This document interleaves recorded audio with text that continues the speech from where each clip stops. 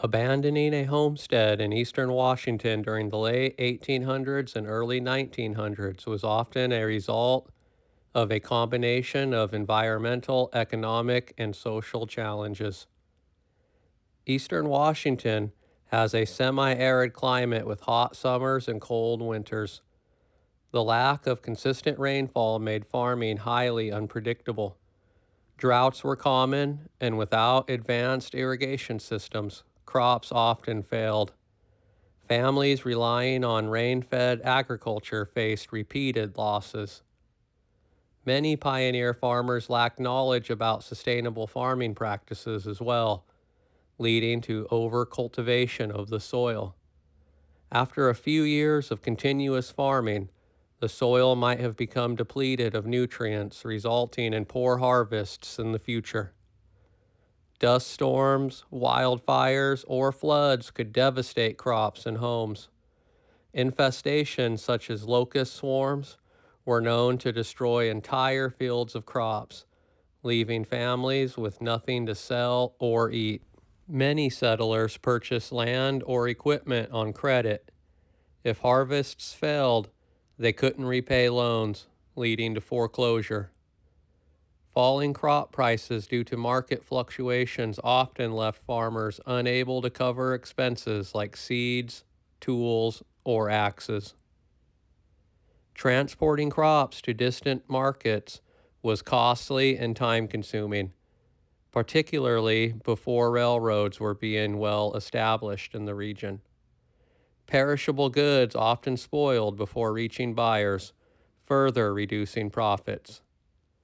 Larger farms with more resources or better equipment could produce more efficiently, driving small scale farmers out of business.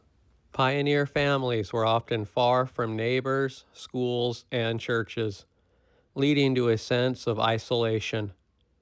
Harsh living conditions strained family relationships and morale. Diseases like tuberculosis or influenza could devastate families, especially without access to doctors. Malnutrition from poor harvests further weakened immune systems, making families more susceptible to illness. Settlers often relied on local communities for mutual aid. If others in the area also struggled, support systems might inevitably collapse.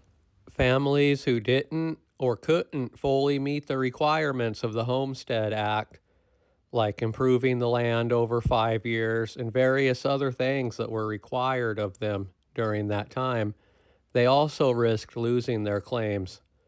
Disputes over water rights, a critical resource in eastern Washington, could force families off of their land. Early settlers often encroached on Native American lands, leading to conflicts. Some families left due to fear or actual violence. There are many specific scenarios that would lead a pioneer farmer family to abandon their homestead, one of them being environmental collapse.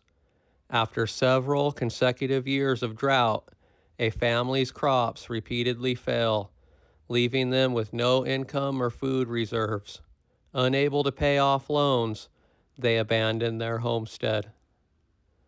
Another scenario being economic hardship.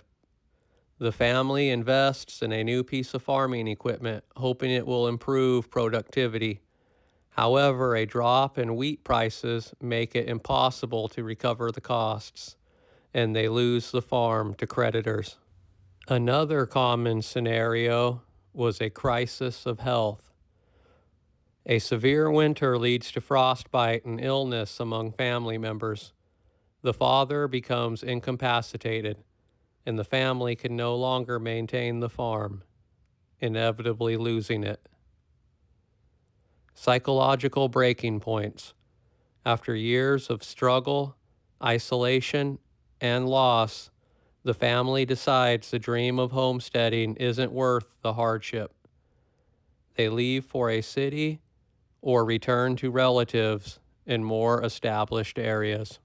When families abandoned their homesteads, they often left behind evidence of their struggles. weathered cabins, rusting tools, and untended fields. These remnants serve as reminders of the challenges and risks the pioneers faced. Abandoned farms could eventually be reclaimed by nature or repurposed by later settlers or larger agricultural enterprises. Ultimately, a combination of environmental misfortune, financial struggles, and psychological wariness pushed pioneer families to make the heart-wrenching decision to abandon their homes. They may have sought better opportunities in cities or more fertile regions, hoping to rebuild their lives elsewhere. The decision was often made reluctantly, but was driven by survival and the promise of a more stable future.